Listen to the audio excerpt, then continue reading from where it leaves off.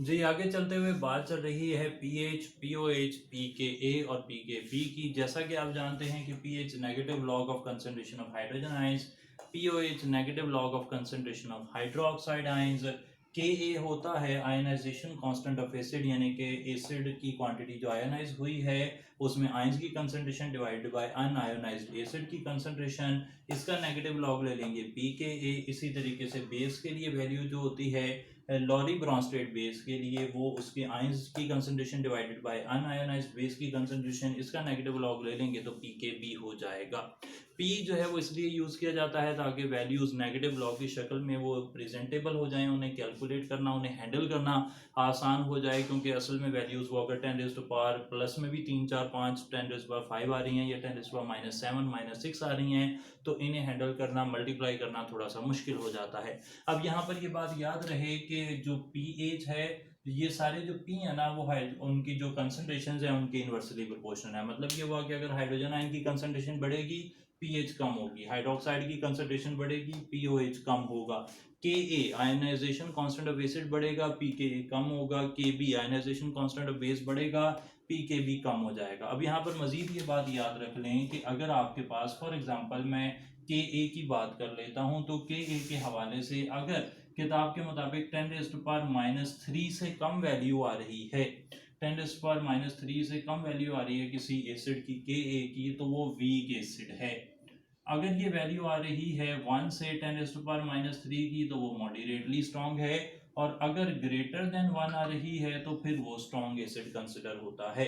मजीद ये भी याद रहे कि अगर एक एसिड की पीके वैल्यू है 1 और एक और एसिड की पीके वैल्यू है 2 और एक और एसिड की पीके वैल्यू है 3, तो जो 1 वाला है ना वो 2 वाले से 10 टाइम्स स्ट्रॉन्गर है और 2 वाला 3 वाले से 10 टाइम्स स्ट्रॉन्गर है, तो 1 वाला 3 वाले से 100 टाइम्स स्ट्रॉन्गर है। तो जब दो एसिड्स की के ए वैल्यू के दरमियान में एक का फर्क होता है तो जिसकी के पी के वैल्यू कम है वो दूसरे वाले से 10 टाइम्स स्ट्रॉन्गर हो जाता है। इसी तरीके से पीएच के बारे में भी है, दो सॉल्यूशंस की पीएच में एक का फर्क है तो फिर उनकी जो हाइड्रोजन आयन की कंसंट्रेशन उसमें 10 टाइम्स का फर्क होगा।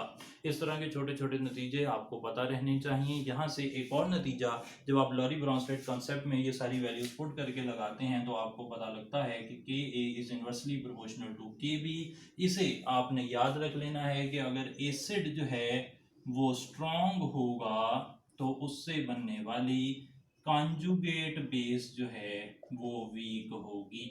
और यहाँ पर कॉन्जुगेट एसिड बेस का कंसेप्ट मैं क्लियर करता चलूँ। लॉरी ब्रॉन्स्टेड का कंसेप्ट ये था कि अगर आप किसी एसिड को किसी बेस से मिलाएं, यहाँ पे वाटर काम कर रहा है एसिड का प्रोटॉन डोनर और अमोनिया काम कर रही है बेस का यानी कि प्रोटॉन एक्सेप्टर, तो वो दोनों मिलकर कॉन्जुगेट एसिड बेस पेयर बनाते हैं जिसमें एक प्रोटॉन ले लेती है बेस और एसिड प्रोटॉन दे देता है। एसिड के प्रोटॉन देने के बाद जो चीज़ बनती है उसे कॉन्जुगेट बेस कहते हैं, और बेस के प्रोटॉन लेने के बाद जो चीज़ बनती है उसे कॉन्जुगेट एसिड कहते हैं। और इन दोनों के दरमियान में स्ट्रेंथ का रिलेशन ये है कि अगर एसिड स्ट्रांग होगा तो उसकी कॉन्जुगेट बेस वीक होगी, और अगर एसिड वीक होगा तो उसकी कॉन्जुगेट बेस स्ट्रांग होगी, और same is true for bases as well.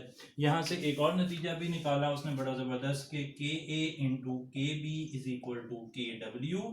और ये वाले नतीजे को आप मज़ीद इस तरह भी लिख सकते हैं कि पी के ए प्लस पी के बी इज इक्वल टू 14। जिस तरह के डब्ल्यू की वैल्यू आपको याद होगी 10⁻14 में थी, उसका नेगेटिव लॉग ले लेंगे 14 आ जाएगा। क्लियर हो गई थी बात। तो ये वैल्यू आपको याद रहनी चाहिए। एट 25 डिग्री सेंटीग्रेड पी के ए और पी के बी भी 14 के बराबर होता है, पी एच और पी ओ एच भी बराबर होते हैं 14 के। यहाँ से आगे चलते हुए हम बात करेंगे common ion effect, buffer solutions और फिर हेट्रोजीनस इक्विलिब्रिया की। कॉमन आयन इफेक्ट की बात हो रही है थी। कॉमन आयन इफेक्ट असल में ली शैटलियर्स प्रिंसिपल की ही एक एप्लीकेशन है जिसमें इफेक्ट ऑफ कंसंट्रेशन का इस्तेमाल किया जाता है। दरअसल होता यह है कि आपके पास एक वीक इलेक्ट्रोलाइट होता है लाइक सोडियम क्लोराइड, और उसे आपने पानी में डालकर उसके आयन बनाए होते हैं। फिर आप उसमें एक स्ट्रॉन्ग इलेक्ट्रोलाइट लाइक HCl डाल देते हैं, जिसके डालने से सॉल्यूशन में क्लोराइड आयन जो कि एक्चुअल में एक प्रोडक्ट है उसकी कंसंट्रेशन ज़्यादा हो जाती है, और जब क्लोराइड आयन प्रोडक्ट की कंसंट्रेशन ज़्यादा होगी तो according to Le Chatelier principle system अपने आप को रीएडजस्ट करेगा और सिस्टम में रिएक्टेंट बनना शुरू हो जाएगा। अब रिएक्टेंट दो चीज़ें बना सकती हैं, या तो स्ट्रॉन्ग इलेक्ट्रोलाइट बना दे या वीक इलेक्ट्रोलाइट, और वीक इलेक्ट्रोलाइट जो है वो हमेशा आयंस जो है वो नहीं बनाना चाहेगा, क्योंकि जो कमज़ोर होता है हमेशा कुर्बानी उसे ही देनी पड़ती है। तो यहाँ पर जो सोडियम क्लोराइड है वो सप्रेस हो जाएगा, और इसी तरीके से सोडियम क्लोराइड को हम प्योरीफाई कर सकते हैं। लैब में भी ये काम किया जाता है। तो ये कॉमन आयन इफेक्ट है। इसी कॉमन आयन इफेक्ट को इस्तेमाल करते हुए second group basic radicals hydrogen sulphide और हाइड्रोजन क्लोराइड की मदद से प्रेसिपिटेट आउट किए जाते हैं, और इसी कॉमन आयन इफेक्ट की मदद से अमोनियम क्लोराइड और अमोनियम हाइड्रोक्साइड को इस्तेमाल करते हुए थर्ड ग्रुप बेसिक रेडिकल्स को भी प्योरीफाई किया सेपरेट किया जाता है, या फिर हम कह सकते हैं आइडेंटिफाई किया जाता है। यही कॉमन आयन इफेक्ट फर्दर अगर अप्लाई किया जाए तो ये कंसेप्ट इस्तेमाल हो सकता है बफर सॉल्यूशंस में। बफर सॉल्यूशंस ऐसे सॉल्यूशंस हैं जो कि रेजिस्ट करते हैं चेंज इन देयर पीएच को। बफर सॉल्यूशन बनाने का तरीका ये है कि आप एक वीक एसिड ले लें और उसका सॉल्ट ले लें विद स्ट्रॉन्ग बेस, और इसी तरीके से आप एक वीक बेस ले लें और साथ उसका सॉल्ट ले लें विद स्ट्रॉन्ग एसिड। सही है जनाब। अब ये वाले जो बफर हैं, ये वाला पहले टाइप का बफर इसे आप कहते हैं एसिडिक बफर, दूसरे टाइप के बफर को आप बेसिक बफर कहते हैं। एसिडिक बफर की पीएच 7 से कम होगी, बेसिक बफर की पीएच 7 से ज़्यादा होगी। एसिडिक बफर में हम मिसाल लेंगे एसिटिक एसिड की और सोडियम एसीटेट की, और इसकी जो pKa वैल्यू है एसिटिक एसिड की वो होती है 4.74, और दूसरी तरफ हम बात कर रहे हैं अमोनियम क्लोराइड और अमोनियम हाइड्रोक्साइड की, ये बेसिक बफर की मिसाल आ रही है।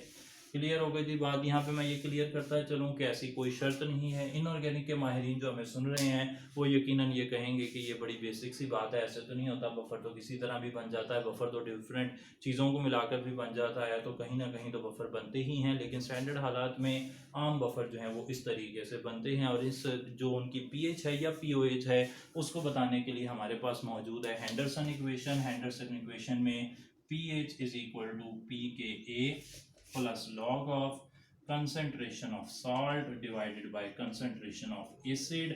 यहाँ से तीन नतीजे याद रख लें कि pH जो है वो pKa प्लस माइनस 1 इसके अंदर रहती है, तो ये बफर कैपेसिटी होती है। बफर इस रेंज में ज़्यादा अच्छे काम करते हैं या फिर काम इस रेंज में करते हैं। अगर सॉल्ट की कंसंट्रेशन एसिड से 10 टाइम्स ज़्यादा होगी तो pKa प्लस 1 जवाब आ जाएगा। अगर एसिड की कंसंट्रेशन सॉल्ट से 10 टाइम्स ज़्यादा होगी तो pKa माइनस 1 जवाब आ जाएगा। अगर सॉल्ट और एसिड की कंसंट्रेशन बराबर होगी तो pH जो है बफर की वो एसिड की के pKa के बराबर आ जाएगी। अगर आप बेस के लिए वैल्यू निकालना चाहते हैं तो POH is equal to pKb plus log of concentration of salt divided by concentration of base हो जाएगा। बाकी बातें अब वैसे के वैसे ही चलेंगी। बहुत सारी बातें मैंने वर्बली बोल दी हैं। उम्मीद है कि आप लोग जो है वो बड़ी आसान बातें, क्योंकि उन्हें साथ साथ जो है वो समझ रहे होंगे, सुन रहे होंगे, ग्रास्प कर रहे होंगे। तो ये सारी बातें करने के बाद, बफर कैपेसिटी को मुकम्मल करने के बाद हम चलते हैं KSP पर, और फिर हम साथ जोड़ेंगे हेट्रोजीनस इक्विलिब्रिया, और उसके बाद एक छोटी सी बात रह जाएगी इंशाल्लाह। उसके साथ ये हिस्सा मुकम्मल होगा और फ़ौरन से शुरू करेंगे इंशाल्लाह केमिकल काइनेटिक्स।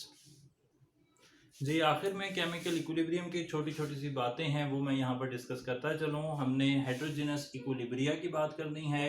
हेट्रोजीनस इक्विलिब्रिया, जैसा कि मैंने कहा कि अगर उसमें कोई सॉलिड इन्वॉल्व है, गैस फेज रिएक्शन नहीं हो रहा, तो फिर सॉलिड की एक्टिविटी जो है वो 1 करार दे दी जाती है। उससे रेट ऑफ रिएक्ट जो KB है उसकी कैलकुलेशन में कोई असर नहीं पड़ता। तो हेट्रोजीनस इक्विलिब्रिया 3 तरह के हमने यहाँ पर लिखे हैं। पहला देख लें, एक ऐसा हेट्रोजीनस इक्विलिब्रियम जिसमें एक प्रोडक्ट गैस है, बाकी सब चीज़ें सॉलिड हैं, लाइक कैल्शियम कार्बोनेट की डीकम्पोजिशन है, रिवर्सिबल रिएक्शन से कैल्शियम ऑक्साइड और कार्बन डाइऑक्साइड बनेगा। यहाँ पर इसके बारे में ना पास पेपर में सवाल भी आ चुका है कि ये रिएक्शन अगर क्लोज कंटेनर होगा तो ये रिवर्सिबल है, अगर ओपन कंटेनर होगा तो ये डायरेक्ट है।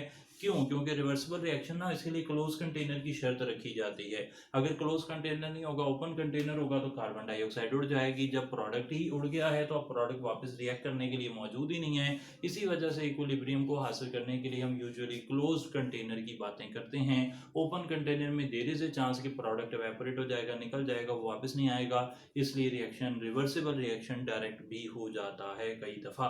अच्छा जनाब, तो यहाँ पर क्योंकि एक ही चीज़ जो है वो गैस है तो फिर केपी जो है वो सिर्फ उसी की कंसंट्रेशन पर, उसी के पार्शियल प्रेशर पर डिपेंड करेगी, बाकी सबकी एक्टिविटी 1 हो जाएगी। दूसरा केस, अगर आपके पास 2 प्रोडक्ट्स और गैसेस, 2 प्रोडक्ट हैं जो कि गैस होंगे 1:1 रेशियो में, तो अमोनियम हाइड्रोजन सल्फाइड जो कि सॉलिड होता है उसकी डिकम्पोजिशन से अमोनिया और हाइड्रोजन सल्फाइड बनेगा। जो टोटल प्रेशर अंदर लग रहा है वो पार्शियल प्रेशर ऑफ अमोनिया और partial pressure of hydrogen gas के, हाइड्रोजन सल्फाइड गैस के बराबर है।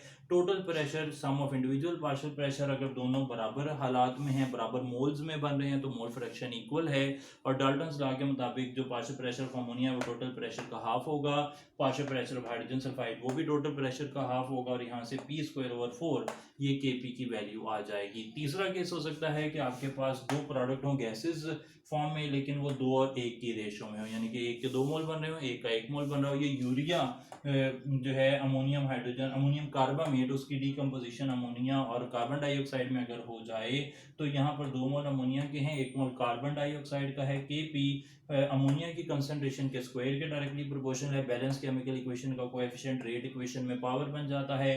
कार्बन डाइऑक्साइड के पार्शियल प्रेशर के डायरेक्टली प्रोपोर्शनल है। और again partial pressure Dalton law के मुताबिक जो मोल फ्रैक्शन ऑफ अमोनिया है वो 2/3 बनेगा, और जो कार्बन डाइऑक्साइड है उसके लिए टोटल प्रेशर जो है वो हो जाएगा p1/3, यहाँ पर हो जाना चाहिए, ये p/2 नहीं होना चाहिए, 1/3p।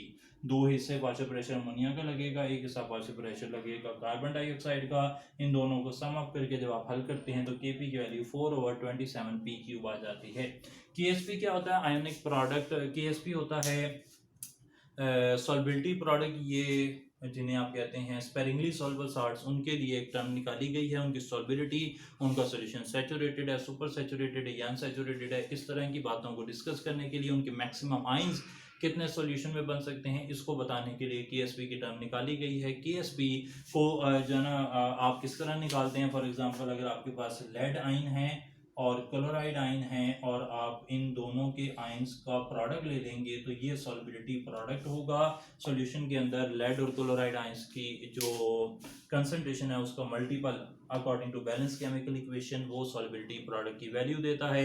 ये 3 वैल्यू आ सकती हैं इसकी। ये तो हो गया ना, एक तो एक्सपेरिमेंटल है KSP जो कि आप निकाल सकते हैं, वो कांस्टेंट होती है एक पर्टिकुलर टेम्परेचर पर, वो किसी चीज़ के चेंज होने से चेंज नहीं होती। अब अगर आप एक्चुअल में लेड सल्फाइड सोल्यूशन में डालेंगे और वो जो आयंस आपने सॉल्यूशन के अंदर डाले हैं उन आयंस की जो कंसंट्रेशन है उसका जो प्रोडक्ट है या तो वो KSP के बराबर आएगा। अगर ऐसा है तो इसका मतलब है कि सॉल्यूशन सैचुरेटेड है, सॉल्यूशन में उतने ही लेड और क्लोराइड आयंस हैं जितने के परमिटेड थे, जितने के सैचुरेटेड सॉल्यूशन में होते हैं। या फिर ये हो सकता है कि आपने जो लेड क्लोराइड डाला उससे बनने वाले लेड आयन और क्लोराइड आयन और उनका जो आयनिक प्रोडक्ट है वो जो KSP तजर्बे के जरिए से टेबल में लिखी हुई है उससे कम आ रही है। अगर कम आ रही है इसका मतलब है कि आपने जितने लेड और क्लोराइड आयन मैक्सिमम कैपेबिलिटी थी डिसॉल्व होने की उससे कम डाले हैं, इसका मतलब है कि सॉल्यूशन सैचुरेटेड नहीं है बल्कि ये अनसैचुरेटेड है। तीसरी कंडीशन क्या आएगी कि आपने गर्म करके या कोई ख़ास तरीका लगाकर आपने लेड और क्लोराइड आयन सॉल्यूशन से ज़्यादा ऐड कर दिए हैं जितने रिक्वायर्ड थे, तो अब जनाब आयंस की कंसंट्रेशन जो उसी टेम्परेचर पर मैक्सिमम सॉल्बिलिटी लिमिट थी उससे भी ज़्यादा हो गए हैं। Ionic product is greater than KSP। इस तरह के सॉल्यूशन को सुपर सैचुरेटेड सॉल्यूशन कहते हैं। तो KSP और आयनिक प्रोडक्ट को कंपेयर करके आप सॉल्यूशन के बारे में मालूमात दे सकते हैं कि अनसैचुरेटेड है, सैचुरेटेड है या सुपर सैचुरेटेड है। तो ये इन्फॉर्मेशन के साथ हमारा केमिकल इक्विलिब्रियम वाला मामला क्लियर हुआ। अब हम चलते हैं केमिकल काइनेटिक्स की तरफ।